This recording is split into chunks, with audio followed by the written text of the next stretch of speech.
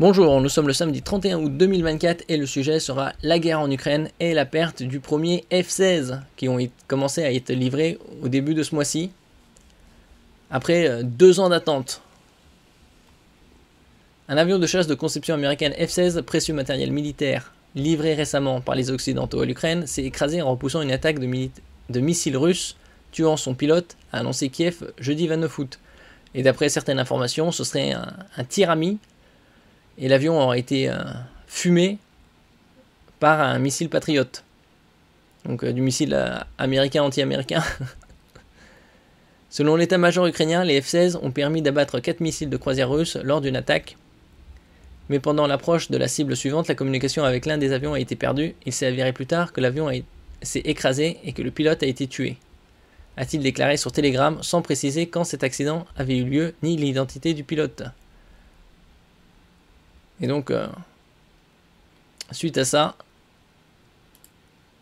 le chef des forces aériennes ukrainiennes a été limogé après la perte de ce F-16.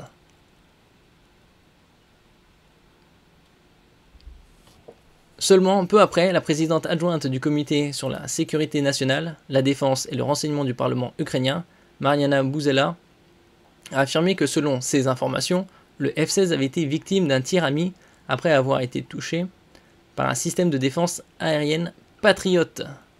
Au passage, en novembre dernier, le parlementaire avait déjà vertement critiqué le général Valery Zaluzhny, alors commandant en chef des forces ukrainiennes. Depuis, celui-ci a été relevé de son commandement avant d'être nommé ambassadeur d'Ukraine au Royaume-Uni. Bon, déjà, ils ont pas beaucoup d'avions, et donc, s'ils ont une mauvaise coordination, ils fument leur propre avion F-16, enfin, entre guillemets, leur propre avion, avec des missiles patriotes. C'est ce qu'ils disent, hein, que ça aurait été un tir ami. C'est possible comme toute autre chose. Hein. Il aurait pu être abattu par un missile russe. On verra par la suite s'il y a d'autres pertes en termes de F-16.